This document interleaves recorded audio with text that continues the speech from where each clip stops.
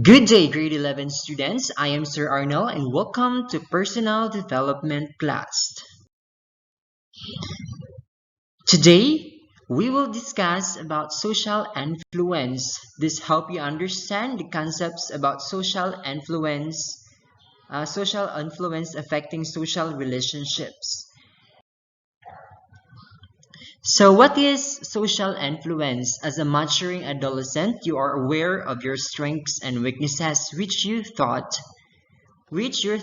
feelings, and behavior define on how you deal with personal relationships.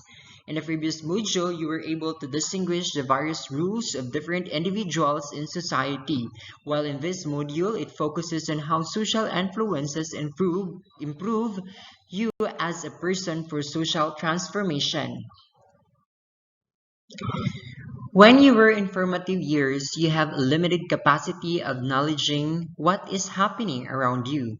You are not aware of how other people treated or thought about you.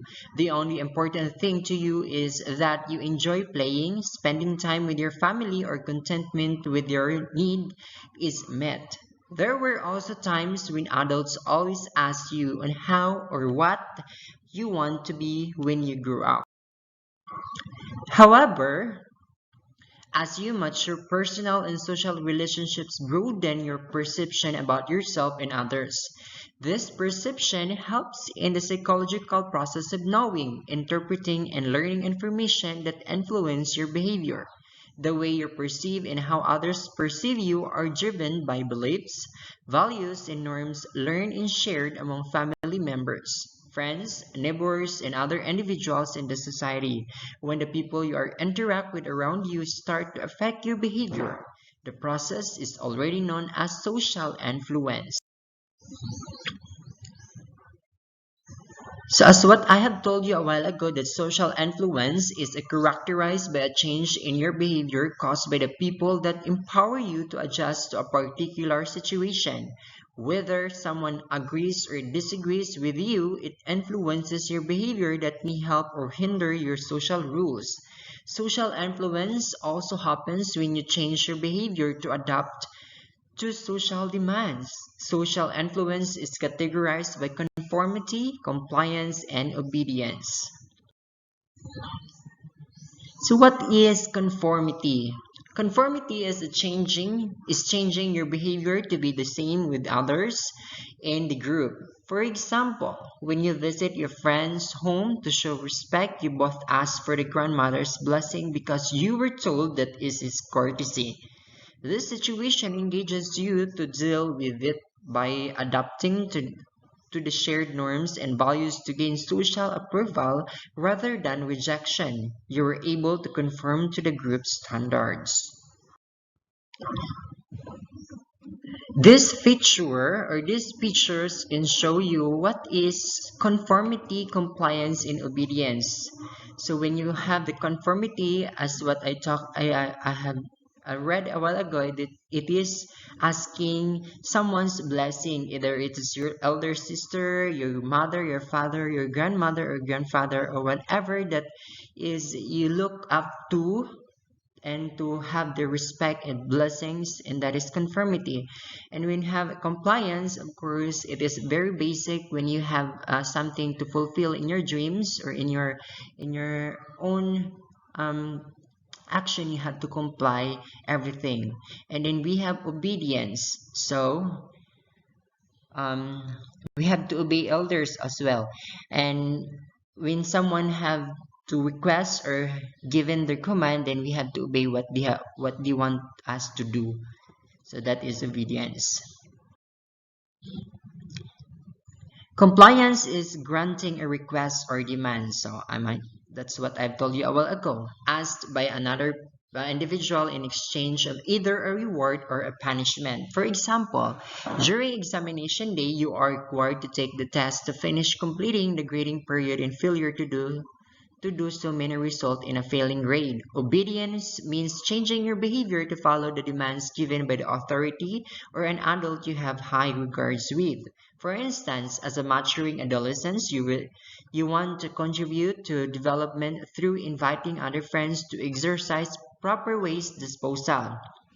whether you do it purposely as you try to give the leader your respect or purposefully as it empowers you to participate actively as a follower. Whatever your reason is for obeying, it leads for social facilitation facilitation. This happens when you are given a sense of responsibility that allows you to perform better if you are with other individuals. Given these three situations, you can choose either to conform, to comply, or to obey depending on how will you perceive yourself and how others see you.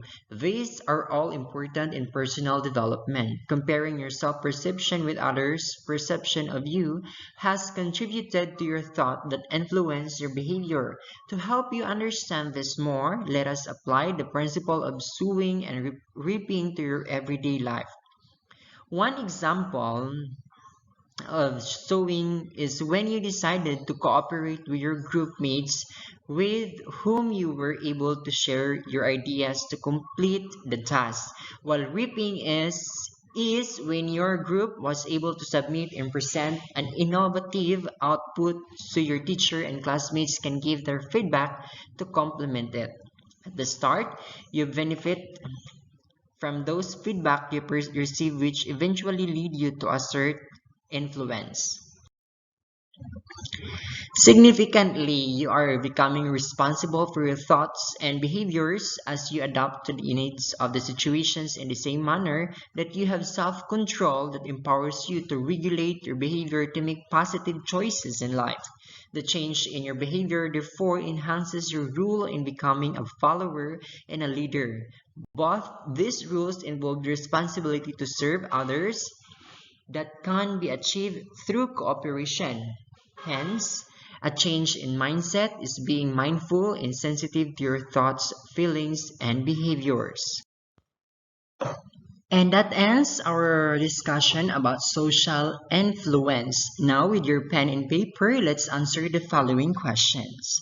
Number one, it occurs when an individual changes his or her behavior to adapt to social demands. Is it A, social influence, B, social facilitation, C, social relationship, D, personal relationship? If you answer letter A, social influence, then you are correct. Number two, it is the change in one's behavior to be more like the others in the group. Is it A, obedience, B, conformity, C, compliance, D, complement? If you answer letter B, conformity, then you are correct. Number three, it is the change in one's behavior by doing a request asked by another individual in exchange for reward or punishment. Is it A, conformity, B, compliance, C, complacent or complacent, D, complement? If you answer a letter B, compliance, then you are correct. Number four, it is the change in one's behavior by following the demand given by the individuals you respect. Is it A, objective, B, obedience, C, conformity, D, compliance? If you answer letter B, obedience, then you are correct. Number five, it happens to a person in order to perform better at working with others than working alone. Is it A, social change, B, social loafing, C, social influence, D, social facilitation? If you answer letter D, social facilitation, then you are correct. And that ends our class for today. Once again, this is your personal development teacher, Sir Arnold, saying the search of the self continues every day. Thank you and goodbye.